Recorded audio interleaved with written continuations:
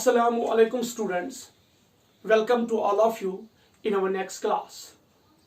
Dear students, last class में हमने human digestive system के हेडिंग के अंडर ईसोफेगस, स्टमक और गैस्ट्रिक ग्लैंड्स को स्टडी किया।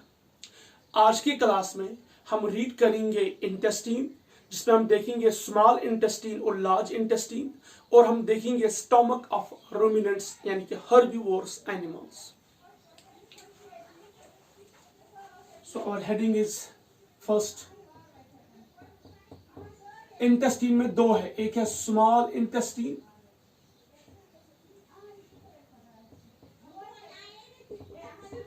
और दूसरा है लार्ज इंटेस्टीन।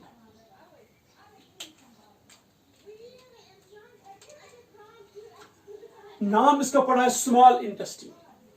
ये नाम से है स्मॉल इंटेस्टीन, लेकिन काम से ये बिल्कुल बड़ा है। इसमें सबसे ज्यादा फंक्शंस होते हैं, बहुत ही इंपॉर्टेंट है। इसे क्यों पड़ा है नाम स्मॉल? क्योंकि इसका जो डायमीटर है, डायमीटर इज स्मॉल। इसका जो डायमीटर है स्मॉल है, क्योंकि जब हम दो इंटेस्टीन को देखते हैं, एक है स्मॉल इंटेस्टीन और दूसरा लार्ज इंटेस्टीन, इन दोनों को कंपेयर जब हम करते हैं तो लार्ज इंटेस्टीन का जो डायमीटर है वो ज्यादा है as compare to small intestine.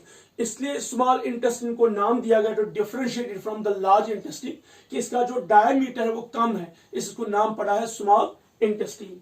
So diameter is small. ये लॉन्गेस्ट पार्ट है एलिमेंट्री कैनाल का, part of alimentary canal.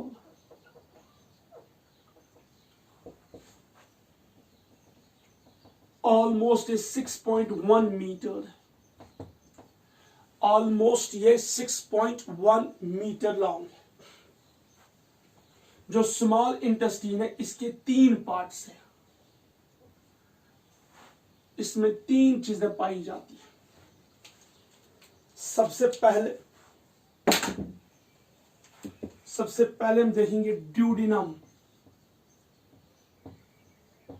Duodenum जो इस स्टमक से निकलते, यानी कि अगर आपको याद होगा स्टमक का जो पहला पार्ट है, diagram,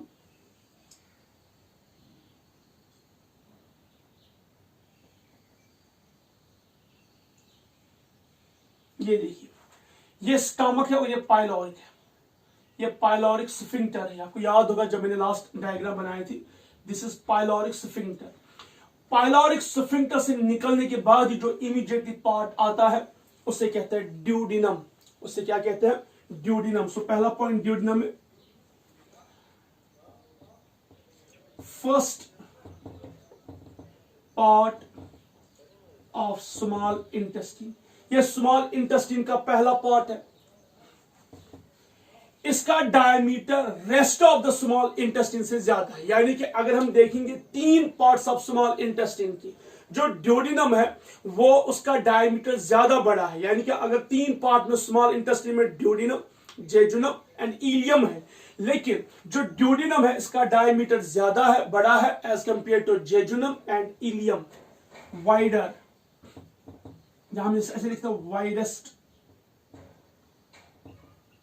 among small intestine। Small intestine में सबसे ज्यादा वाइडेस्ट है, ठीक है। इसकी जो लेंथ है वो है 25 सेंटीमीटर लॉन्ग। सबसे छोटा है, smallest part of small intestine. Small intestine का ये सबसे छोटा पार्ट है। सबसे हम कह सकते हैं इसका साइज जो है वो छोटा है, वाइडर है, बिल्कुल ब्रॉड है लेकिन साइज में छोटा है। और ध्यान से देखिए, ये बिल्कुल सी शेप्ड है, सी शेप्ड स्ट्रक्चर, ठीक है। ये किस किस के बीच में? It's present in between. ये किस किस के बीच? ध्यान से देखिए, यह है ड्यूडिनम, यह है स्टोमक, और यहां से स्टार्ट होगा यहां से स्टार्ट होगा जेजुनम। तो जेजुनम और स्टोमक के बीच में, present in between stomach and jejunum, stomach and jejunum के बीच में है। मैं यहां पे इसको लेबल करता हूं बेटा। इसके कुछ पार्ट्स ध्यान से देखिए।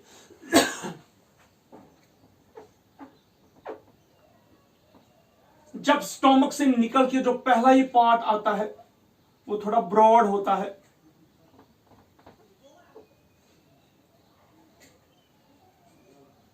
ये बिल्कुल ब्रॉड होता है, इसे कहते हैं ampulla of duodenum, ampulla of duodenum. यानी जो पहला पार्ट है, मैं यहां पे लेबल भी करता हूं फर्स्ट पार्ट, जो पहला पार्ट है यानी कि जब स्टोमक जो है जिसमें पहले ही ओपन होता है, इमीडिएटली जब हम पाइलोरिक पार्ट से निकलते हैं, जो पहला पार्ट आता है ड्यूडेनम का वो बिल्कुल ब्रॉड होता है, इसे कहते हैं एम्पुला ऑफ ड्यूडेनम। उसके बाद जो नीचे वाला पार्ट है इसे कहेंगे हम descending part of duodenum, descending part of duodenum, descending part of duodenum. ये जो इमीडिएटली पार्ट नीचे आ जाता है। उसके बाद जो है इसे कहते हैं transverse part of duodenum, transverse part of duodenum, इसे हॉरिजॉन्टल भी कहते हैं, ट्रांसवर्स पार्ट ऑफ ड्यूडेनम। उसके बाद जो है ये पहला, ये आ गया दूसरा, यह है थर्ड। अब जो फोर्थ पार्ट है इसे कहते हैं असेंडिंग पार्ट ऑफ ड्यूडेनम, ये थोड़ा ऊपर की ओर है, असेंडिंग पार्ट ऑफ ड्यूडेनम। ये कुछ पार्ट्स है किसके, ड्यूडेनम के। तो ड्यूडेनम को हमने 4 पार्ट में डिवाइड किया है। इमीडिएट स्टोमक से निकलते हुए इमीडिएटली जो पार्ट है एम्पुला ऑफ ड्यूडेनम, एम्पुला के बाद जो नीचे की ओर जाता है डिसेंडिंग पार्ट ऑफ ड्यूडेनम, उसके बाद जो ट्रांसवर्स पार्ट ऑफ ड्यूडेनम, उसके बाद थोड़ा बहुत अपवर्ड जाता है तो असेंडिंग पार्ट ऑफ ड्यूडेनम। ये पार्ट्स है किसके, ड्यूडेनम के। याद रखिए यहां स्टोमक के नीचे पेनक्रियाज है, यहां पढ़ाएंगे, जब मैं पढ़ाऊंगा आपको पेनक्रियाज और लिवर हम पढ़ाएंगे। पेनक्रियाज से एक डक्ट निकलती है जो ड्यूडेनम में ओपन होती है। इसी तरह लिवर से भी एक डक्ट आती है, वो भी ओपन होती है किसमें, ड्यूडेनम में। लिवर, ध्यान से सुन, सॉरी एक्चुअली लिवर से नहीं, गॉल ब्लैडर से, सॉरी ये गलत बात मैंने की, गॉल ब्लैडर से, गॉल ब्लैडर से एक डक्ट आती है और पेनक्रियाज से एक डक्ट आती है। ये दोनों डक्ट ज्वाइन होकर ओपन होते हैं किसमें, ड्यूडेनम में। उसको हम बोलते हैं हिपैटोपेनक्रियाटिक डक्ट। वाई हिपैटो, हिपैटो अच्छी वर्ड है लिवर के साथ, और पेनक्रियाटिक डक्ट मींस वर्ड है किसके साथ, पेनक्रियाज के साथ। Hepato pancreatic duct, pancreatic duct opens in the duodenum, opens in the duodenum। Gall bladder से आता है बाइल जूस और पेनक्रिया से आता है पेनक्रियाटिक जूस, वो दोनों मिलकर एक डक्ट है हिपैटोपेनक्रियाटिक डक्ट, वो ओपन होती है किसमें, ड्यूडेनम में। यहाँ ये पार्ट बहुत ही इंपॉर्टेंट, इसको याद रखिए, आगे हम फिर पढ़ेंगे पेनक्रियाज में और लिवर में। तो जो हिपैटोपेनक्रियाटिक डक्ट है ये ओपन होती है ड्यूडेनम में। अब जरा यहां देखिए, जब यहां से स्टोमक से फूड निकलता है वो एसिडिक फूड होता है, कायम होता है, CHYME, कायम, एसिडिक फूड होता है। जो वो एसिडिक फूड किसमें ओपन होता है, ड्यूडेनम में। तो ड्यूडेनम में एक होना चाहिए एल्कलाइजर, क्योंकि ड्यूडेनम को वो प्रोटेक्शन नहीं है एसिड के खिलाफ जो प्रोटेक्शन है किसके, स्टोमक में। यानी कि स्टोमक अपने आप को प्रोटेक्ट करता है एसिड से, लेकिन जो ड्यूडेनम है उसमें उतनी ज्यादा प्रोटेक्शन नहीं है। इसलिए उस एसिड से बचने के लिए ड्यूडेनम के पास होना चाहिए एल्कलाइन मीडियम। तो ड्यूडेनम में पाए जाते हैं ग्लैंड, उसे बोलते हैं Brunner's gland, Brunner's gland, I right it here, Brunner's gland. जो ब्रूनर्स ग्लैंड है, ऑल्दो ये एंजाइम सेक्रेट नहीं करता, डाइजेस्टिव एंजाइम्स, लेकिन इसमें जो फ्लूइड होता है वो एल्कलाइन होता है, उसमें वाटर होता है, बाइकार्बोनेट होता है, म्यूकस होता है, वो उस एसिड को न्यूट्रलाइज करता है। जो स्टोमक से एसिड आता है उस एसिड को न्यूट्रलाइज करता है। कौन? The secretion from Brunner's gland, क्योंकि ब्रूनर्स ग्लैंड की जो सेक्रीशन है वो एल्कलीन इन नेचर है, उसमें म्यूकस पाया जाता है। इसी तरह जो हिपेटोपेनक्रियाटिक डक्ट जो है उनकी सेक्रीशन में भी म्यूकस होता है, उनकी सेक्रीशन में भी हम कह सकते हैं बाइकार्बोनेट होता है। तो वो बाइकार्बोनेट और ये ब्रूनर्स ग्लैंड का जो बाइकार्बोनेट है ये मिलकर इस एसिड को क्या करते हैं? न्यूट्रलाइज। आपको पता ही है बाइकार्बोनेट अल्कलाइन इन नेचर है, एसिड हाइड्रोक्लोरिक तो एसिडिक है, तो एसिड और अल्कलाइन मिलकर जो है न्यूट्रलाइज हो जाते हैं। तो वो रिएक्शन कहां पे होती है? ड्यूडेनम में। तो ये पहला पार्ट था ड्यूडेनम। इसके बाद जो है दूसरा पार्ट स्मॉल इंटेस्टाइन का, वो है जेजुनम।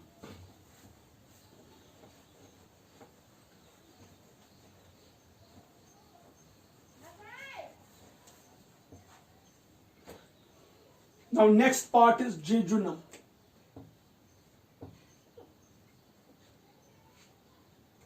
Jejunum. इसकी लैंग्वेज है वो ऑलमोस्ट 2.5 मीटर्स है, 2.5 मीटर लॉन्ग। इस वाले पार्ट में सबसे ज्यादा एब्जॉर्प्शन होती है, मैक्सिमम एब्जॉर्प्शन। इस वाले पार्ट में मैक्सिमम एब्जॉर्प्शन होती है, ठीक है।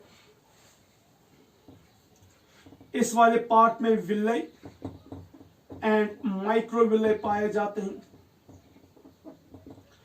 इस वाले पार्ट में विल्लाई और माइक्रोविल्लाई पाए जाते हैं जो हेल्प करते हैं किस चीज में? एब्जॉर्प्शन में। जो जेजुनम है ध्यान से देखिए, इसमें ध्यान मैं आपको दिखाऊंगा पहले स्ट्रक्चर, यहां पर डायग्राम ऐसे देखिए। सपोज ये विल्लाई है, ये विल्लाई है, तो इन विल्लाई के बीच में जो एक गड्ढा है इनमें सेल्स पाए जाते हैं, ऐसे सेक्रेटरी सेल्स होते हैं, ऐसे ये सेल सेक्रीशन करते हैं। तो ये सेल जो है सेक्रीशन करते हैं, ये बनाते हैं ग्लैंड, इन्हें बोलते हैं इंटेस्टिनल ग्लैंड या क्रिप्टस ऑफ लिवर को। तो जेजुनम में जो ये ग्लैंड्स है ये सेक्रीट क्या करते हैं? एंजाइम्स। तो विल्लाई और माइक्रोविल्लाई जो है ये पाया जाता है किसमें? जेजुनम में। मैक्सिमम एब्जॉर्प्शन होती है और डाइजेशन भी होती है, एंड डाइजेशन ऑफ फूड। तो जो डाइजेशन है वो भी होता है इसी में। तो ये जो जेजुनम है इसमें ये तो 2.5 मीटर लॉन्ग है ऑलमोस्ट, इसमें एब्जॉर्प्शन भी ज्यादा होती है और इसमें डाइजेशन भी होती है। ऑल्दो ड्यूडेनम में भी डाइजेशन होती है, मैक्सिमम डाइजेशन ड्यूडेनम में होती है, लेकिन यहां भी डाइजेशन होती है। उसके बाद नेक्स्ट पार्ट जो है वो है इलियम। नेक्स्ट पार्ट जो है थर्ड पार्ट वो है इलियम। देखिए इलियम में आप याद रखिए दो डिफिनेशन है, दो स्पेलिंग्स है। एक है ILIUM, वो भी है ilium, but that is a bone in our hip, जो हिप बोन है उसमें पाई जाती है। लेकिन ये ILEUM है इलियम। तो ये पार्ट है किसका? हमारे स्मॉल इंटेस्टाइन का। ये सबसे लॉन्गेस्ट है, ये ऑलमोस्ट 3.5 मीटर्स लॉन्ग है, 3.5 मीटर्स लॉन्ग है। ओनली एब्जॉर्प्शन, इसमें एब्जॉर्प्शन होती है। और किस चीज की सबसे ज्यादा जो है important? Vitamin B12, bile salts, उनकी एब्जॉर्प्शन यहां पे होती है। विटामिन B12 बाइल साल्ट्स की जो एब्जॉर्प्शन है वो यहां पे होती है इलियम में। इस पे क्वेश्चन पूछे जाते हैं। इलियम जो है ये ओपन होता है लार्ज इंटेस्टाइन के सीकम में। जो मैंने डायग्राम नहीं बनाया, इसके बारे में दिखाऊंगा। जो लार्ज इंटेस्टाइन है उसका एक पार्ट है सीकम, तो इलियम उसी में ओपन होता है। Ileum opens into the cecum, opens into the cecum through iliocecal aperture. I will show you what is that. Suppose यह लार्ज इंटेस्टाइन का सीकम, सपोज ये लार्ज इंटेस्टाइन का सीकम है, यहां से आता है इलियम इस तरीके से। तो ये जो इलियम है ये ओपन होता है किसमें, सीकम में। तो इस एपर्चर को हम बोलते हैं इलियोसिकल एपर्चर, इलियोसिकल एपर्चर। जो इलियोसिकल एपर्चर है, it's an aperture through which ileum opens into the cecum. Cecum में जो ओपनिंग होती है, यानी कि इलियम जो है ओपन होता है किसमें, सीकम में, थ्रू इलियोसिकल एपर्चर। और एक और पार्ट देखिए, हमने कहा स्मॉल इंटेस्टाइन, स्मॉल इंटेस्टाइन जो है ये नैरो पार्ट है, मैंने कहा इसका डायमीटर जो है वो लेस है as compare to large intestine. फिर जब हमने देखा ड्यूडेनम वाइडेस्ट है, उसके बाद जेजुनम इससे कम इसका डायमीटर, इलियम जो है ये इन तीन में से सबसे नैरोवेस्ट है, नैरोवेस्ट पार्ट। यानी कि अगर हम ड्यूडेनम, जेजुनम और इलियम को कंपेयर करेंगे, सबसे वाइडेस्ट पार्ट जो इनमें है वो ड्यूडेनम है और सबसे नैरोस्ट पार्ट जो वो इलियम है। ऑल्दो इन तीनों का diameter as compare to large intestine कम है, इससे तो हमने इसको नाम दिया स्मॉल इंटेस्टाइन। लेकिन याद रखिए कि जो इलियम है ये सबसे नैरोवेस्ट पार्ट है किस चीज का, स्मॉल इंटेस्टाइन का। ये थे स्मॉल इंटेस्टाइन के तीन पार्ट्स। अब हम देखेंगे इसकी पहले हिस्टोलॉजी और उसके बाद इसमें जो ग्लैंड्स पाए जाते हैं वो देखेंगे। Function of small intestine. तो स्मॉल इंटेस्टाइन का जो फंक्शन है ध्यान से देखिए, small intestine plays role in digestion. एक तो डाइजेशन होती है इसमें स्मॉल इंटेस्टाइन में, ठीक है। दूसरा एब्जॉर्प्शन भी होती है इसमें, यानी कि जो डाइजेस्टेड फूड है उनको एब्जॉर्ब भी किया जाता है। और थर्ड डिफेंस सिस्टम, यानी कि याद रखिए जो स्मॉल इंटेस्टाइन है इसमें कुछ सेल्स ऐसे भी है जो सेक्रीट करते हैं एंटी माइक्रोबियल एंजाइम्स और एंटी माइक्रोबियल कंपोनेंट्स, जो हमें प्रोटेक्ट करते हैं किनसे, फ्रॉम दिस पैथोजेंस और फ्रॉम माइक्रोब्स। सो ये तीन फंक्शन है इसके, एक तो है डाइजेशन, एब्जॉर्प्शन एंड डिफेंस, यानी कि इम्यून सिस्टम। तो हिस्टोलॉजी में ध्यान से देखिए, हिस्टोलॉजी में हमने पहले ही पढ़ा है कि जो एलिमेंट्री कैनाल है, कोई भी पार्ट एलिमेंट्री कैनाल का 4 लेयर्स का बना है। कहीं कहीं पे थोड़ी बहुत डिफरेंस है, इसलिए हम हर एक ऑर्गन का हिस्टोलॉजी अलग पढ़ रहे हैं। तो ध्यान से देखिए, हम स्मॉल इंटेस्टाइन का जब हिस्टोलॉजी देखते हैं, सबसे आउटर मोस्ट जो है वो है सिरोसा। सबसे आउटर मोस्ट लेयर जो है वो क्या है, सिरोसा। उसके बाद क्या है, मस्क्यूलरिस एक्सटर्ना, मस्क्यूलरिस एक्सटर्ना, जिसमें आते हैं आउटर लॉन्गिट्यूडिनल मस्कुलर लेयर और इनर सर्कुलर मस्कुलर लेयर, वो तो बोलने की जरूरत नहीं है। सी, उसके बाद है सब म्यूकोजा, उसके बाद क्या है, सब म्यूकोजा। अब यहां पे इंपॉर्टेंट, जो सब म्यूकोजा ऑफ स्मॉल इंटेस्टाइन है, सब म्यूकोजा जो स्मॉल इंटेस्टाइन है, वहां क्या पाए जाते हैं, वहां पाए जाते हैं ग्लैंड्स, जिन्हें हम बोलते हैं ब्रूनर्स ग्लैंड। अगर आपको याद होगा लास्ट मैंने ये लिखवाया था जब मैं हिस्टोलॉजी पढ़ा रहा था, वहां पाए जाते हैं ग्लैंड्स जिन्हें हम बोलते हैं ब्रूनर्स ग्लैंड्स। तो जो ब्रूनर्स ग्लैंड है ये कहां पाए जाते हैं, सब म्यूकोजा में, और ये सिर्फ और सिर्फ म्यूकस को सेक्रेट करते हैं, no enzyme, only secretes mucus. ये कहां पाया जाता है, सब म्यूकोजा में। उसके बाद है म्यूकोजा। म्यूकोजा में क्या पाए जाते हैं, ध्यान से देखिए, जो म्यूकोजा है इसमें 3 लेयर्स है, अगर आपको याद होगा, एक होगा मस्कुलरिस इंटरना। अब जो उसकी दूसरी लेयर मैं यहां पे लिखूंगा मस्कुलरिस इंटरना, इससे आपको याद आ जाएगा, मस्कुलरिस इंटरना ये पहली लेयर है म्यूकोजा की। उसके बाद जो दूसरी लेयर है वो है लैमिना प्रोप्रिया, अगर आपको याद होगा lamina propria, you check previous notes, जो पीडीएफ फाइल में सेंड करता हूं उसमें आप चेक कीजिए। लैमिना प्रोप्रिया, जो लैमिना प्रोप्रिया है इसमें होता है mass of blood vessels, lymphatic vessels and nerves. तो इसी में पाया जाता है mass of lymphoid tissue, a mass of lymphoid tissue जिसे कहते हैं पियर्स पैच, जिसे हम कहते हैं पियर्स पैच। तो जो पियर्स पैचेस है ये पाए जाते हैं कहां पे? In the lamina propria of mucosa of small intestine, Peyer's patch. इन्हें हम कभी कभी कहते हैं इंटेस्टिनल टॉन्सिल्स भी, intestinal tonsils भी, ठीक है। So we call them as intestinal tonsils भी, या इन्हें हम कहते हैं पियर्स पैचेस भी। ये कहां पाया जाता है? Lamina propria. और उसके बाद जो थर्ड पार्ट है वो है एपिथीलियम। एपिथीलियम है जो बना है कॉलमनर सेल्स का,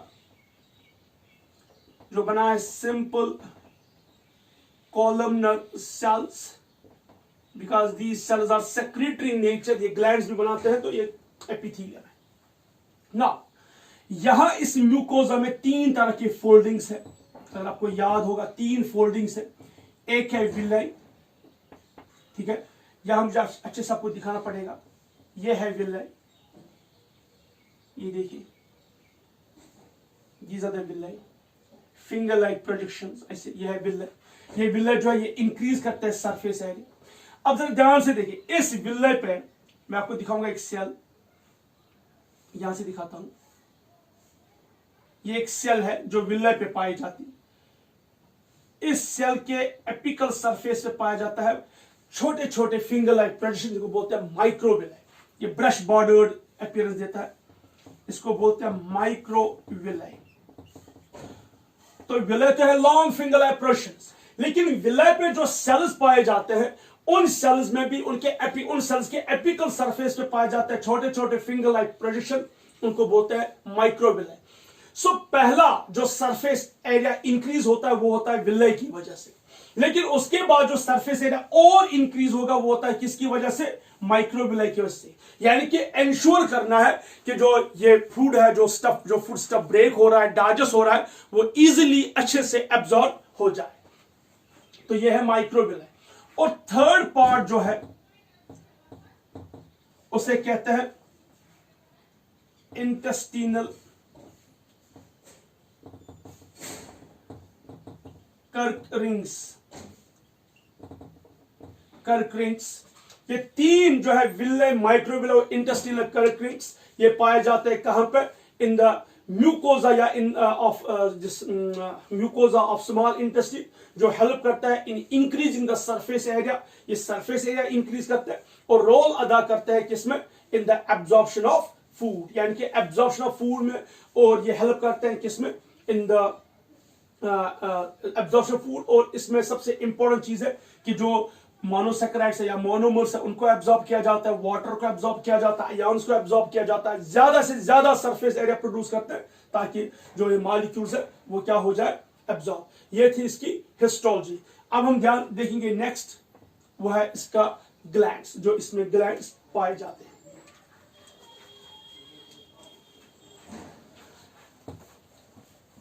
ये स्टूडेंट्स, इंटेस्टीन में, स्मॉल इंटेस्टीन में दो ग्लैंड्स होते हैं। एक जिसे हम कहते हैं ब्रूनर्स ग्लैंड, जो अभी मैंने आपको कहा, जो पाए जाते हैं सब म्यूकोजा ऑफ द ड्यूडिनम। और दूसरा है, उनको हम बोलते हैं इंटेस्टिनल ग्लैंड्स, या इनको हम बोलते हैं क्रिप्टस ऑफ लिवर को। तो ध्यान से देखिए,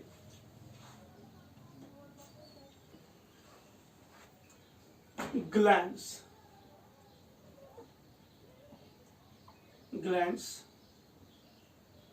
ये दो है।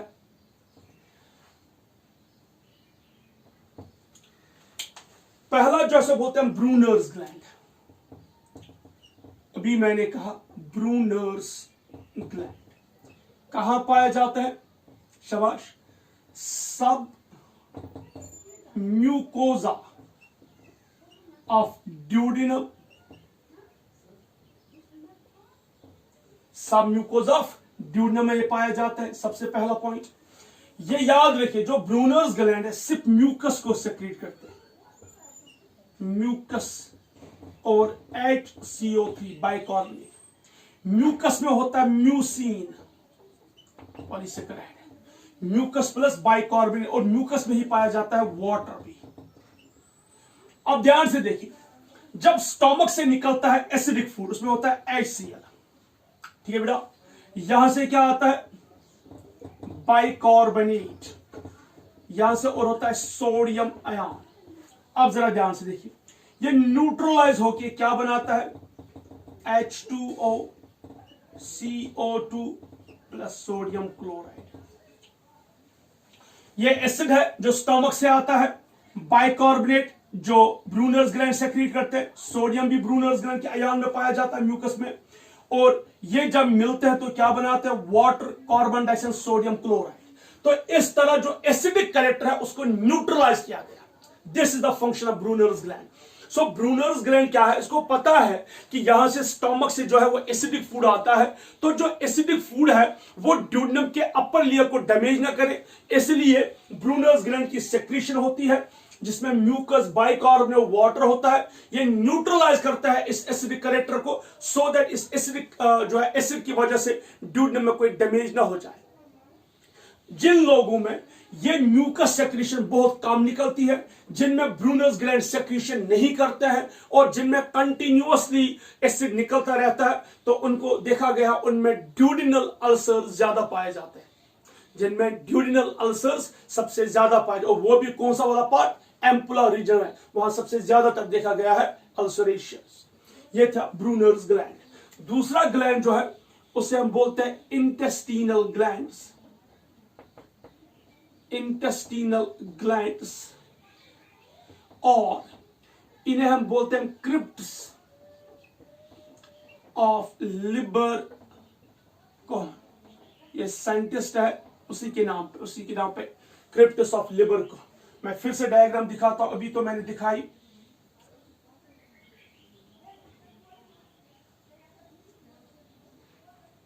ये देखिए, ये है विलय। तो इन विलय के बीच में जो ये समझे आप, ये माउंटेन्स है, तो माउंटेन्स के बीच में जो एरिया है वो वैली है, गड्ढा है, ये गड्ढा है, यहां पे पाए जाते हैं सेल्स। ये सेल्स एब्जॉर्प्टिव नहीं है, ध्यान से देखिए, ये सेल्स एब्जॉर्प्टिव नहीं है, बल्कि ये सेल्स सिर्फ सेक्रेटरी है। क्योंकि मैंने आपको इससे पहले भी दिखाया था, विलय में कुछ सेल्स है जिनका एपिकल सरफेस ब्रश बॉर्डर्ड है, उन पे माइक्रोविलय है। These cells are absorptive in nature, क्योंकि जो ब्रश बॉर्डर्ड होता है वो हमेशा एब्जॉर्प्शन करता है, हिस्टोलॉजी में पढ़ेंगे। लेकिन यहां पे जो ये सेल्स है, these cells are secretory in nature, और जब ये सेल्स सेक्रेटरी इन नेचर है, it means a group of cells which secrete something constitutes a gland। एक ग्रुप ऑफ सेल्स, एक बहुत सारे सेल्स जो कुछ चीज सेक्रीट करेंगे, उन्हें हम बोलते हैं ग्लैंड। तो यहां पे जो ये सेल्स है, दे सेक्रीट देयर सेक्रीशन, इन्हें बोलते हैं इंटेस्टिनल ग्लैंड्स, या इन्हें हम बोलते हैं क्रिप्ट्स ऑफ लिबर को, COL, क्रिप्ट्स ऑफ लिबर को। कहां पाए जाते हैं, in between the villi, in between the villi. और जो ये इंटेस्टिनल ग्लैंड्स है या क्रिप्ट्स ऑफ लिबर कोन है, इनकी सेक्रीशन को हम बोलते हैं इंटेस्टिनल जूस, इंटेस्टिनल जूस, और उन्हें हम बोलते हैं सकस, सकस एंटेरिकस। क्या बोलते हैं उन्हें, सकस एंटेरिकस। तो दैट मीन्स जो इंटेस्टिनल ग्लैंड्स है या क्रिप्ट्स ऑफ लिबर कोन है, ये पाया जाता है विलय में, दो विलय के बीच में। तो ये ग्रुप ऑफ सेल्स आप देखिए, ये सारे सेल्स है। तो कौन कौन सी सेल इस इंटेस्टिनल ग्लैंड में है वो हम देखेंगे। अब हम देखेंगे कि जो इंटेस्टिनल ग्लैंड्स हैं, इनमें कौन कौन सी सेल पाई जाती है। we see the group of cells are present in the intestinal glands। तो जो इंटेस्टिनल ग्लैंड है या क्रिप्ट्स ऑफ लिवर कोन है, इनमें जो सेल्स है वो कौन कौन सी है, ध्यान से देखिए। सबसे पहली सेल जो है उसे हम कहते हैं गॉबलेट सेल, गॉबलेट सेल। जो गॉबलेट सेल है ये म्यूकस सेल है, it secretes mucus plus bicarbonate. ठीक है, सो पहली सेल कौन सी है? Goblet cell. तो गॉबलेट सेल क्या सेक्रेट करती है? म्यूकस। दूसरा है enterochromaffin cells. Enterochromaffin cells, enterochromaffin cells, ये जो एंटीरोक्रोमैफिन सेल्स है ये एक्चुअली एंडोक्राइन इन नेचर होती है। जैसे अभी हमने स्टोमक में पढ़ा, these are endocrine in nature, endocrine in nature. और ये लोकल हार्मोन सेक्रेट करते हैं, जैसे कि मैं कुछ नाम लिखता हूं, कोलिसिस्टोकाइनिन, सीसीके कोलिसिस्टोकाइनिन, इसका पुराना नाम है पेनक्रियोजाइमिन, सेक्रेटिन, ये मैं पढ़ना है आगे जब हम फंक्शन फिजियोलॉजी रीड करेंगे, वहां पे मैं की फंक्शन बोलूंगा। कोलिसिस्टोकाइनिन, सेक्रेटिन, ये हार्मोन्स है जो रोल अदा करते हैं। जैसे सीसीके जो रोल है, इसका रोल है in the secretion of bile from the gallbladder and enzymes from the pancreatic juice या from the pancreas. secretin जो है इसका काम है to secrete mucus। मैं इनको अलग से एक हेडिंग हम पढ़ेंगे, गैस्ट्रोइंटेस्टिनल हार्मोन्स, वहां हम इनको डिटेल में पढ़ेंगे। उसके बाद है सी पार्ट, इनको बोलते हैं एंटीरोसाइट्स। एंटीरोसाइट्स, तो जो एंटीरोसाइट्स है ये भी इनर सेल्स है, ये सेक्रेट करते हैं एंजाइम्स। एंजाइम जिसमें आता है इंटेस्टिनल लाइपेज, इंटेस्टिनल लाइपेज, जिसमें आता है प्रोटीएसेस, प्रोटीएसेस, न्यूक्लियसेस, न्यूक्लियस में आरएनएस, डीएनएस, प्रोटीएस में पेप्टिडेस, कार्बोक्सीपेप्टिडेस, प्रोकार्बोक्सीपेप्टिडेस है। प्रोटीएस में यहां पे लिखूंगा पेप्टिडेस है, ठीक है। इसी तरह माल्टेस है जो माल्टोज को ब्रेक करता है, लैक्टेस है जो लैक्टोज को ब्रेक करता है, डेक्स्ट्रिनेस जो डेक्स्ट्रिन को ब्रेक करता है। इस तरह सक्रेस है जो सक्रोज को ब्रेक करता है। These are the carbohydrate digesting enzymes, maltase, lactase and sucrase या डेक्स्ट्रिनेस। ये हमेशा डाइसेक्राइड, जैसे डेक्स्ट्रिन जो है ये ओलिगोसैकेराइड है, माल्टेस माल्टोज को ब्रेक करता है, लैक्टेस लैक्टोज को ब्रेक करता है, सक्रेस सक्रोज को ब्रेक करता है। These are the some enzymes which are secreted by the enterocytes. B. एक और सेल से बोलते हैं, ये इंपॉर्टेंट याद, इसे बोलते हैं पेनिथ सेल। पेनिथ सेल्स, ये जो पेनिथ सेल्स है ये क्या सेक्रेट करते हैं? ये सेक्रेट करते हैं lysozyme and defensin. Defensin, lysozyme and defensin, lysozyme and defensin. जो लाइसोजाइम और डिफेंसिन है, ध्यान से सुनिए, जो लाइसोजाइम और डिफेंसिन है ये एंटी बैक्टीरियल है। एंटी बैक्टीरियल, एंटी बैक्टीरियल, ये रोल अदा नहीं करते हैं in the digestion of food और समथिंग। ये सिर्फ हमें प्रोटेक्ट करता है कि अगर बाई चांस हमारे खाने में पैथोजेंस होंगे या बाई चांस हमारे खाने में कोई टॉक्सिक सब्सटेंस होगा तो उस वक्त ये रोल अदा करते हैं। ये एंटी बैक्टीरियल है। नाउ डियर स्टूडेंट्स, जो इंटेस्टिनल जूस है, अभी मैंने कहा था, हमने अभी पढ़ा इंटेस्टिनल जूस, इसका मैंने दूसरा नाम क्या रखा? Succus entericus. यह इंटेस्टिनल जूस। देखिए इंटेस्टिनल जूस है क्या एक्चुअली?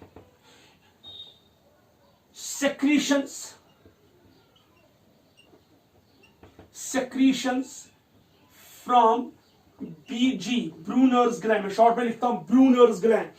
जो ब्रूनर्स ग्लैंड की सेक्रीशन है और प्लस क्रिप्टस ऑफ लिबर कोन की सेक्रीशन है। यानी कि जो सेक्रीशन कौन करता है? ब्रूनर्स ग्लैंड और सेक्रीशन कौन करता है? क्रिप्टस ऑफ लिवर कौन, उसी को हम बोलते हैं इंटेस्टिनल जूस। इसमें 98% वाटर है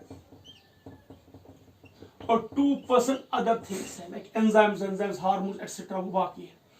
ये इसका जो पीएच है वो है 7.7 to 8.8, हाईली एल्कलीन है। और ये एल्कलीन नेचर मस्ट है, क्योंकि स्मॉल इंटेस्टाइन में एंजाइम्स तब तक काम ही नहीं करेंगे जब तक न वहां पे मीडियम जो होगा वो एल्कलाइन होगा। जैसे पेनक्रियास से जो एंजाइम्स आएंगे, ट्रिप्सिन है, काइमोट्रिप्सिन है, तो वो भी आ जाएंगे इस स्मॉल इंटेस्टाइन में। स्मॉल इंटेस्टाइन के अपने एंजाइम्स है, जैसे मैंने भी आपको बोला maltase, lactase, sucrase, peptidase, intestinal lipase etcetera. ये सारे एंजाइम जो है दे विल वर्क, ये बेस्ट काम करते हैं एल्कलाइन पीएच में। सो अब अगर वहां पे एल्कलाइन पीएच नहीं होगा, दे विल नॉट वर्क। क्योंकि स्टोमक से एसिड निकलता है, तो उस एसिड की वजह से ये एंजाइम काम नहीं करेंगे। इसलिए उस एसिड को न्यूट्रलाइज करने के और एल्कलाइन नेचर बनाने के लिए जो इंटेस्टिनल जूस है या जो ब्रूनर्स ग्लैंड की सेक्रीशन है, उसमें बल्क अमाउंट ऑफ वाटर और आयंस पाए जाते हैं, इसको बोलते हैं बाइकार्बोनेट, जो एल्कलाइन नेचर प्रोड्यूस करता है। तो that was all about the small intestine. तो इस तरह हमने स्मॉल इंटेस्टाइन में उसका स्ट्रक्चर, उसकी हिस्टोलॉजी, उसकी फंक्शन और उसके ग्लैंड्स को रीड किया, उनके सेल्स को रीड किया। अब हम स्टार्ट करेंगे stomach of herbivores animals, stomach of ruminants. So we will see the stomach of ruminants.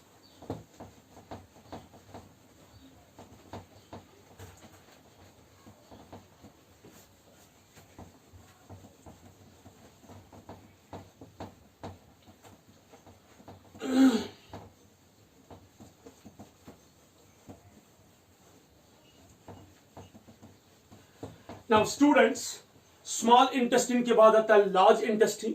लेकिन लार्ज इंटेस्टाइन को पढ़ने से पहले हम एक छोटा सा चीज यहां पे पढ़ेंगे, that is the stomach, compound stomach of ruminants. पे क्वेश्चन आता है नीट के लिए, ये आपके बोर्ड के तो इतना ज्यादा इंपॉर्टेंट नहीं है।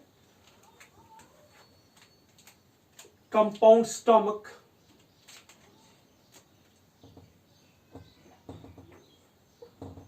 Compound stomach in compound stomach in ruminants।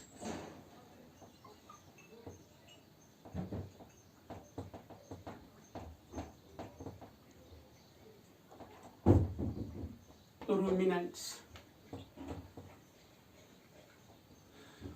में जो हर्बिवोरस एनिमल्स है, लाइक काउ है, बफेलो है, कैमल है एक्सेट्रा। तो for example cow, buffalo etcetera, इनमें जो है 4 पार्ट्स है स्टोमक के, 4 पार्ट्स। इस कंपाउंड स्टोमक के 4 पार्ट्स हैं। पहला ए पार्ट, उसे हम कहते हैं रूमिन। बी पार्ट, उसे कहते हैं हम रेटिक्यूलम, रेटिक्यूलम। उसके बाद है ओमेजम और उसके बाद है एबओमेजम। जैसे कहते हैं ओमेजम एंड एबोमेजम। तो 4 पार्ट्स है, रूमिन है, रेटिक्यूलम है, ओमेजम है एंड एबोमेजम है। ये 4 पार्ट्स है इस कंपाउंड स्टोमक की। ध्यान से देखिए, ये जो पहले 2 पार्ट्स है, रूमिन और रेटिक्यूलम, रूमिन और रेटिक्यूलम जो 2 पार्ट्स है, इस 2 चैम्बर्स है इसके कंपाउंड स्टोमक ऑफ रूमिनेंट्स। तो इनमें क्या होता है, इनमें सिम्बायोटिक बैक्टीरिया होते हैं, सिम्बायोटिक बैक्टीरिया। ठीक है, किनमें? रूमिन और रेटिक्यूलम, जो पहले 2 पार्ट्स है इस कंपाउंड स्टोमक के ऑफ दिस हर्बिवोरस एनिमल्स, इनमें पाए जाते हैं सिम्बायोटिक बैक्टीरिया जो सेल्यूलेज प्रोड्यूस करते हैं या सिंथेसाइज करते हैं। सो द रूमिन एंड रेटिक्यूलम, यानी कि जो कंपाउंड स्टोमक ऑफ रूमिनेंट्स है, इनमें 2 पार्ट्स है, रूमिन और रेटिक्यूलम। उन 2 पार्ट्स में एक बैक्टीरिया होता है, सिम्बायोटिक बैक्टीरिया होता है, जो वहां पे होते हैं, वो प्रोड्यूस करते हैं एंजाइम सेल्यूलेज। और ये सेल्यूलेज फिर डाइजेस्ट करता है सेलुलोज को। अगर ये नहीं होंगे इन हर्बीवोरस एनिमल्स में तो इनका सेलुलोज डाइजेस्ट नहीं होगा। तो डाइजेशन ऑफ जो सेलुलोज है वो होता है किसकी वजह से, एक एंजाइम है सेलुलेज, और सेलुलेज जो है उसको कौन प्रोड्यूस करता है, सिम्बायोटिक बैक्टीरिया। जो ओमेजम है इट्स एब्सेंट इन कैमल, ये बहुत ही इंपॉर्टेंट है, एब्सेंट इन कैमल। इसका काम क्या है, absorption of water, absorption of water, ये वाटर को एब्जॉर्ब करता है, एब्सेंट है कैमल में। इट्स वेरी इंपॉर्टेंट, ये पूछा जाता है, which one of the following is absent in camel. उसके बाद है एबोमेजम। जो एबोमेजम है ये ट्रू स्टोमक है, ट्रू स्टोमक है। इसमें निकलता है गैस्ट्रिक जूस जो फर्दर फिर फूड को डाइजेस्ट करते हैं। तो ध्यान से देखिए, रूमेन और रेटिकुलम सिर्फ इस पर्पस के लिए है that they will produce cellulase and they will help in the digestion of cellulose. तो जो सेलुलोज की डाइजेशन है वो होती है रूमेन और रेटिकुलम में। Omasum is just for the absorption of water, लेकिन जो एबोमेजम है ये ट्रू स्टोमक है जहां पे गैस्ट्रिक जूस निकलता है और वो गैस्ट्रिक जूस हेल्प करता है in the digestion of food. So this is the, ये है इनमें रोमिनेट्स है जिनको बोलते हैं हर्बीवोरस एनिमल्स। जो हर्बीवोरस है, हर्बीवोरस एनिमल्स, उनमें 4 पार्ट्स है स्टोमक के। इनके स्टोमक को कहा जाता है कंपाउंड स्टोमक, रोमिन, रेटिकुलम। इनमें सिम्बायोटिक बैक्टीरिया होता है फॉर द सिंथेसिस ऑफ, वो प्रोड्यूस करते हैं सेलुलेज जो हेल्प करते हैं in the digestion of cellulose. उसके बाद पाया जाता है ओमेजम, ये एब्जॉर्ब करता है वाटर लेकिन कैमल में एब्सेंट है। उसके बाद एबोमेजम, ये ट्रू स्टोमक है जो प्रोड्यूस करता है gastric juice to digest for the proteins etcetera. अब हम देखेंगे next, that is large intestine. Now large intestine,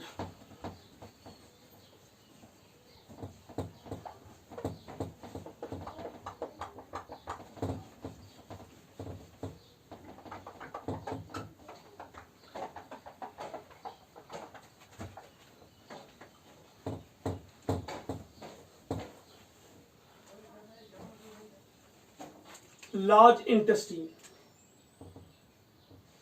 देखिए इसे क्यों कहते हैं लार्ज इंटेस्टीन, क्योंकि इसका diameter as compare to small intestine ज्यादा है, इसे इसका बोला जाता है लार्ज इंटेस्टीन, यानी कि डायमीटर ज्यादा है इसलिए। तो लार्ज इंटेस्टीन के हमारे पास 3 पार्ट्स है। ये मैं पहले एक डायग्राम बनाता हूं।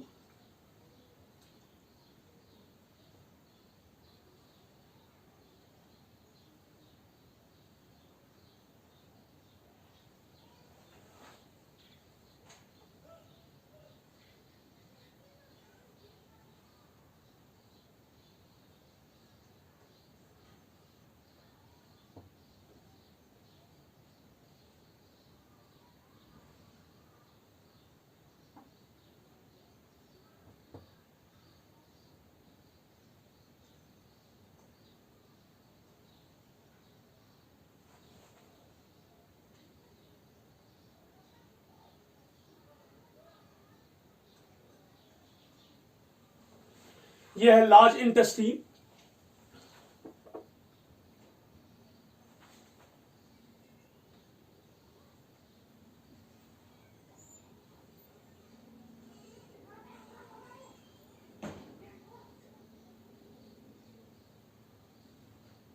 ये इसके अंदर है स्मॉल इंटेस्टीन।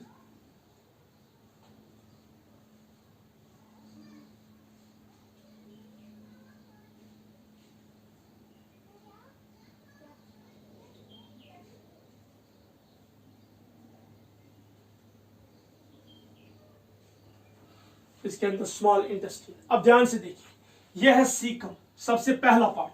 अब मैं यहां पे लिखूंगा नहीं, मैं लेबल करता रहूं। This is the first part, इसे बोलते हैं सीकम। सीकम इसे कहते हैं blind pouch, blind sac like pouch, blind sac like pouch.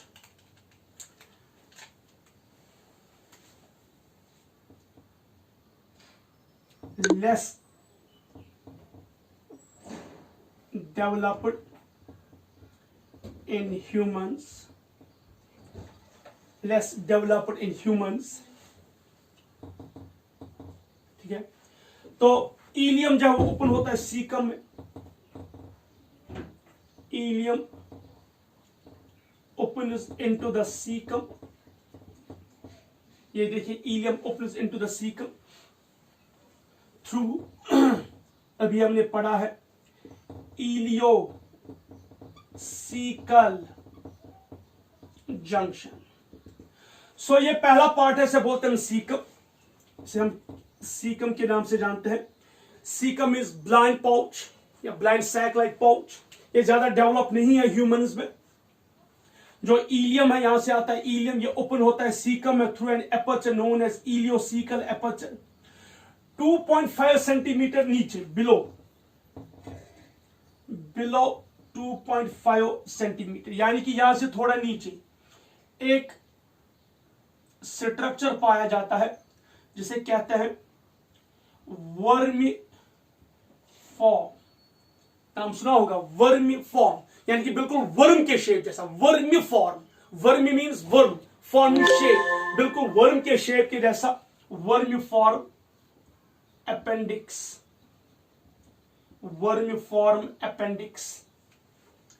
जो वर्मीफॉर्म अपेंडिक्स है, according to theory of evolution, ये कहते हैं कि हमारे जो जद है, जो हमारे जिनसे हम एवोल्यूशन, जैसे इंसान का एवोल्यूशन हुआ, उनमें ये पाया जाता है। सपोज ये कहा जाता है अकॉर्डिंग टू साइंस कि जो मैन है वो इवॉल्व हुआ है प्राइम एप से।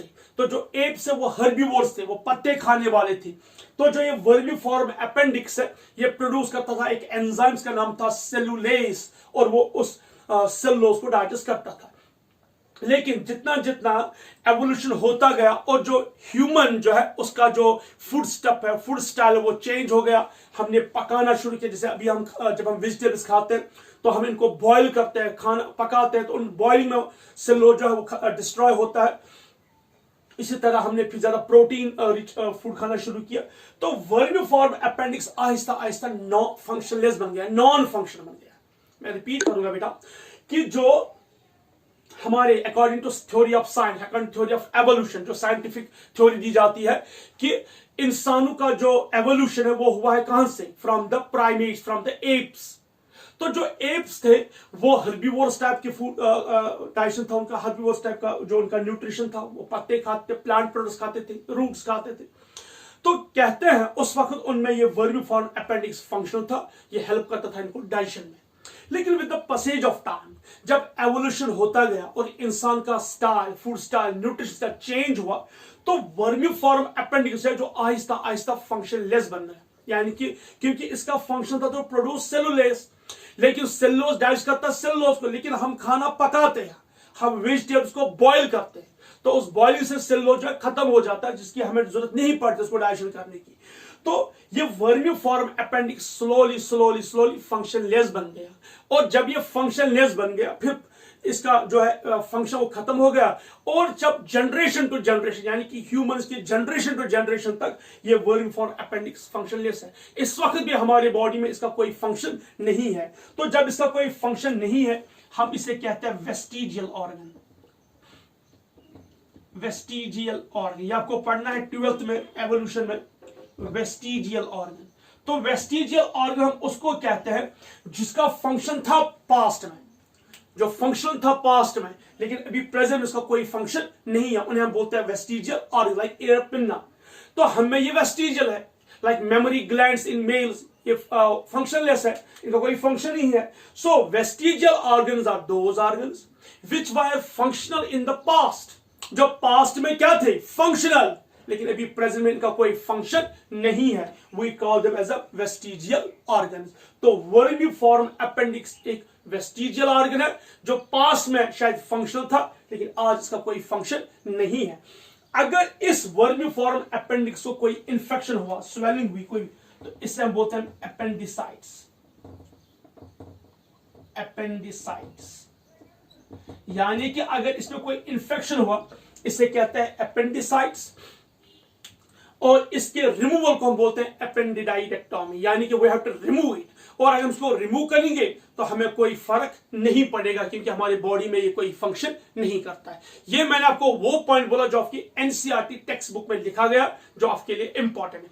लेकिन उसके बियॉन्ड एक रिसेंट बहुत इन्वेस्टिगेशन हो गई, रिसर्च हुई है, इन पे बहुत ज्यादा काम किया गया है इस वर्मिफॉर्म अपेंडिक्स पे। रिसेंट एक थ्योरी दी गई है, कहा जाता है कि जो वर्मिफॉर्म अपेंडिक्स है ये पूरी तरह वेस्टिजियल नहीं है, बल्कि इसके अंदर पाए जाते हैं लिम्फोसाइट्स, जो हमें प्रोटेक्ट करते हैं किनसे? पैथोजन से। यानी कि ये कहा गया कि ये टोटली नॉन फंक्शनल नहीं है, बल्कि ये फंक्शनल है, प्रोटेक्ट करता है पैथोजन से इंसान को, और ये हेल्प करता है इम्यून सिस्टम में। लेकिन इस बात को मैं यहां पे क्यों नहीं डिस्कस करना चाहता हूं, क्योंकि मेरा मकसद जो है, you have to appear in the NCERT exam. और जो आपकी एनसीईआरटी, आपका जो नीट लेवल की जो टेक्स्ट बुक है, उस टेक्स्ट बुक ने ये मेंशन नहीं किया है। आप खाली इसको याद रखिए, लेकिन जो आपको लर्न करना है बाय हार्ट वो है कि वर्मिफॉर्म अपेंडिक्स वेस्टिजियल, और अगर इसको इन्फेक्शन होगी उसे बोलते हैं अपेंडिसाइटिस। ये पहला पार्ट था। उसके बाद जो दूसरा पार्ट है, इसे बोलते हैं कोलान। इसे हम बोलते हैं कोलान। जो कोलान है ये लॉन्गेस्ट पार्ट है किसमें? यानी कि लार्ज इंटेस्टाइन में इसका जो साइज है वो बड़ा है। ध्यान से देखिए, इसको हम बोलते हैं, इस वाले पार्ट को कोलान की किंदे पर पहला है असेंडिंग कोलान, असेंडिंग कोलान, ठीक है, ये असेंडिंग कोलान है। This is transverse Kolhan, transverse Kolhan. ये वाला जो है, I will write it here, ये डिसेंडिंग कोलान है। देखिए, यहां से ऊपर की ओर असेंडिंग, यहां से स्ट्रेट ट्रांसवर्स, यहां से जो नीचे आ रहा है इसे बोलते हैं डिसेंडिंग कोलान, और इसे बोलते हैं हम सिग्मोइड कोलान। एस शेप्ड, ये एस शेप्ड होता है थोड़ा, तो इसे बोलते हैं सिग्मोइड कोलान। और ये वाला पार्ट जो इसे बोलते हैं रेक्टम, ये अलग पार्ट है। तो इस तरह 4 पार्ट है कोलान के। सबसे पहले सीकम के इमीडिएट जो है स्टार्ट होता है कोलान। कोलान का जो ऊपर की पार्ट जा रहा है असेंडिंग कोलान, फिर यहां से जो है इसे बोलते हैं ट्रांसवर्स कोलान, फिर नीचे की ओर जो है इसे बोलते हैं डिसेंडिंग कोलान, और फिर जो है थोड़ा एस शेप की ओर है इसे बोलते हैं सिग्मोइड कोलान। तो कोलान का जो है ये थोड़ा ब्रॉड होता है, और इनके आपने देखा होगा जो स्ट्रक्चर्स है, ये वाले ऐसे स्ट्रक्चर्स, इन्हें हम बोलते हैं होस्ट्रा। होस्ट्रा, ये ऐसा स्ट्रक्चर क्यों बनाया गया है? क्योंकि स्लोली जो है, जो फूड डाइजेस्ट होता है, सेमी सॉलिड फूड है, they will flow it slowly, ताकि इसको मैक्सिमम टाइम मिले एब्जॉर्प्शन में। यानी कि ये जो फूड जब यहां से इलियम से आता है फूड, एब्जॉर्प्शन तो हो गई, डाइजेशन तो हो गई यहां पे स्मॉल इंटेस्टाइन में। अब जब यही डाइजेस्टिव फूड पहुंचा कहां पे? सीकम में, अभी जाएगा कोलान में। तो कोलान जो है, क्योंकि सीकम इतना डेवलप नहीं है हम में, तो कोलान में जो है फूड होता है। अब कोलान में कोई डाइजेशन नहीं होती, लार्ज इंटेस्टाइन में कोई डाइजेशन नहीं होती है, सिर्फ एब्जॉर्प्शन। तो कोलान में जब ये फूड मूव करता है, इसको ये स्लोली मूव करना चाहिए, it will take lot of time. क्यों? क्योंकि ताकि इसकी एब्जॉर्प्शन अच्छे से हो, ताकि जो ये सेमी सॉलिड फूड है, जिसमें बिल्कुल हम कह सकते हैं वाटर पाया जाता है, जिसमें आयन्स है, तो उस वाटर और आयन्स को एब्जॉर्ब करना है। तो इसके लिए यहां पे ये ऐसा स्ट्रक्चर बनाया है, और जो इसकी शेप है, हमने नाम दिया होस्ट्रा, ये शेप सूटेबल है for the absorption of water and ions. तो यहां से ये फूड फ्लो होगी, कहां पहुंचता है? सिग्मोइड कोलन में, एंड फाइनली कहां पहुंचता है? रेक्टम में। अब ध्यान से देखिए, जो रेक्टम है ये बिल्कुल एक पाउच है, आई राइट इट हियर, एक पाउच लाइक स्ट्रक्चर, एक ब्रॉड पाउच लाइक स्ट्रक्चर है, जो टेम्पोररी टाइम के लिए फीसिस को स्टोर करता है। जस्ट यहां मैं लिखता हूं, stores feces for temporary time। तो जो रेक्टम है ये कुछ टाइम के लिए for short period of time के लिए किसको स्टोर करता है, फीसिस को। और जब ये फीसिस को स्टोर करता है, जब फीसिस की लेवल हम कह सकते हैं कंसंट्रेशन ज्यादा हो गई, फिर एक टाइम आ जाता है जब इंसान को लगता है कि उसे इजेक्शन के लिए जाना चाहिए, डेफिकेशन के लिए जाना चाहिए। ये रेक्टम है, और रेक्टम के थ्रू पास ऑन होता है, ध्यान से देखिए, यहां से ये रेक्टम है, फिर यहां स्ट्रेट पास ऑन होता है, उसे बोलते हैं एनल कैनाल, एनल कैनाल। तो उसके बाद ये एनल कैनाल कहां ओपन होता है, एनस में। यहां देखिए, this one is anus, anus diagram होगा नोट्स पे, यहां तो बोर्ड क्या करें, साइज में छोटा है तो आंसर करें। तो ये एनस है। तो रेक्टम कहां ओपन होगा, ये रेक्टम से सीधे एनल कैनाल, और एनल कैनाल किसमें ओपन होता है, एनस में। एनस में दो स्फिंक्टर्स होते हैं, एक है इनवॉलेंट्री अपर इनवॉलेंट्री स्फिंक्टर, और दूसरा है वॉलेंट्री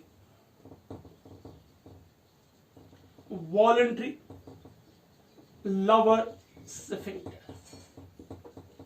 ये मैं रिपीट करना चाहता हूं, जब यहां से इलियम से फूड पास ऑन हुआ, जब इलियम से फूड कहां पास ऑन होता है, सीकम में, वो बिल्कुल फ्लूइड होता है कि उसमें वाटर लेवल होती है। सीकम के बाद ये फूड कहां जाता है, towards the upper region, colon की ओर, और आहिस्ता आहिस्ता वाटर और आयंस एब्जॉर्ब होते हैं। तो जो जो चीजें एब्जॉर्ब होनी है वो एब्जॉर्ब होते हैं, क्योंकि फूड स्लोली पास ऑन होता है। फाइनली जब सिग्मॉइड कोलन के पास ये फूड पहुंचता है, ये बिल्कुल होता है सेमी सॉलिड, मींस इसके आयंस एब्जॉर्ब हो चुके हैं, इसके वाटर जो एब्जॉर्ब हो चुका है। अब वो चीज है जो हमारी बॉडी में एब्जॉर्ब नहीं हुआ है, वो कहां पहुंचा, रेक्टम। रेक्टम में टेम्पोररी टाइम के लिए स्टोर होता है, यहां से जितना जितना फूड आता है उतना उतना वो यहां पे जमा हो जाता है। और जब ये यहां पे जमा हो गया, और एक टाइम आ जाता है जब ये इसकी लेवल बढ़ जाती है और इंसान को फील होता है डेफिकेशन के लिए। तो जब ये नीचे आता है, एनस की ओर आता है, तो एनस जो होता है, एनस में दो स्फिंक्टर्स होते हैं, एक जिसे बोलते हैं अपर, ध्यान से देखिए, अपर इनवॉलेंट्री स्फिंक्टर, यानी कि जो अपर स्फिंक्टर है वो हमारे कंट्रोल में नहीं है। वो किस पे डिपेंडेंट करेगा, वो डिपेंड करेगा कितना फीकल मैटर जमा हुआ है रेक्टम में। यानी कि अगर रेक्टम में फीकल मैटर ज्यादा जमा हुआ तो उसका जो प्रेशर है वो किस पे पड़ेगा, इनवॉलेंट्री स्फिंक्टर पे, और ये ऑटोमेटिकली ओपन हो जाएगा। इस पे हमारा कोई कंट्रोल नहीं है। मैं एक बात क्लियर करना चाहता हूं कि जो अपर रीजन यानी कि एनल कैनाल के पास जो अपर इनवॉलेंट्री स्फिंक्टर है वो हमारे कंट्रोल में नहीं है। वो किस पे डिपेंड है कि रेक्टम में कितना फीकल मैटर जमा हुआ है। जब रेक्टम में फीकल मैटर ज्यादा जमा हुआ है, उनका दबाव पड़ेगा इस इनवॉलेंट्री अपर इनवॉलेंट्री स्फिंक्टर पे, तो ये ओपन होगा। लेकिन जब ये ओपन होगा तो नीचे वाला जो है वह लोअर बट वॉलेंट्री स्फिंक्टर, वो हमारे कंट्रोल में है। मींस अगर हमें कितना भी डिफिकेशन है but we can control it, हमें ऐसा लगता है कि we have to control it, और जब हम इसको कंट्रोल करते हैं तो तभी हम इसको मतलब अगर हमारी कोशिश हम कहेंगे कि we will go for ejection, तो ये हम पे डिपेंडेंट है। वो जब तक ना हमारे दिमाग से हमारी चॉइस से इजेक्शन होगी तो ये पॉसिबल नहीं है। तो फिर जब हम इजेक्शन के लिए जाते हैं तो ये नीचे वाला वॉलेंट्री स्फिंक्टर ओपन होता है, और जो फीकल मैटर है रेक्टम में ये बाहर निकलता है। और आप ध्यान से देखिए, whenever we are in the washroom, जब भी हम डेफिकेशन के लिए जाते हैं, हम तब तक डेफिकेशन करते रहते हैं जब तक ना हम खुद सेटिस्फाई होते हैं। क्योंकि सेटिस्फैक्शन यह होता है कि क्या मैं पूरी तरह से जो मेरा फीकल मैटर बॉडी से बाहर आ गया है कि नहीं, क्या मैं सेटिस्फाई हो चुका हूं, वो इंपॉर्टेंट है। Is the clear? हाँ, अब एक चीज है, कभी कभार इंटेस्टाइन इन्फेक्शन होता है, तो इंटेस्टाइन इन्फेक्शन में कभी जो है वाटर और आयंस एब्जॉर्ब नहीं होते, तो उस वक्त ये बिल्कुल फ्लूइड फॉर्म में होता है, ये वेस्ट मटेरियल बिल्कुल ये सॉलिड नहीं होता, बिल्कुल लिक्विड फॉर्म में होता है। दैट टाइम शायद हमारे इस लोअर जो है, जो ये अपर, इसमें तो कंट्रोल ही नहीं रहता, लेकिन जो वॉलंटरी है इसको भी कंट्रोल करना बिल्कुल मुश्किल है, तो we immediately rush for ejection, for defecation. That was all about the large intestine. एक पॉइंट मैं यहां पर कहना चाहूंगा बेटा कि जो रेक्टम है, रेक्टम के पास बहुत सारे बंच ऑफ ब्लड वेसल्स होते हैं जिन्हें हम बोलते हैं, उन ब्लड वेसल्स को अगर कभी स्वेलिंग होगी या इन्फ्लेमेशन होगी, उसे हम कहते हैं hemorrhoids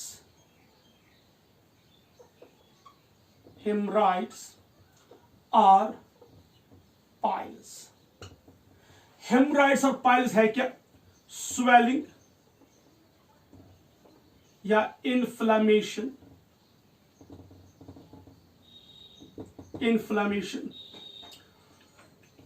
ऑफ ब्लड वेसल्स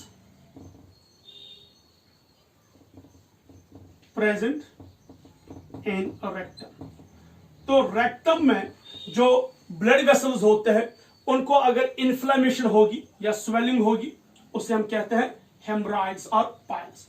तो स्वेलिंग किसकी वजह से होगी? ड्यू टू क्रॉनिक होता है जो बिल्कुल बहुत टाइम से चल रहा है, यानी कि ये एक दिन से 2 दिन से बहुत टाइम से, ड्यू टू क्रॉनिक कॉन्स्टिपेशन, यानी कि बहुत टाइम से इस इंसान को कॉन्स्टिपेशन है।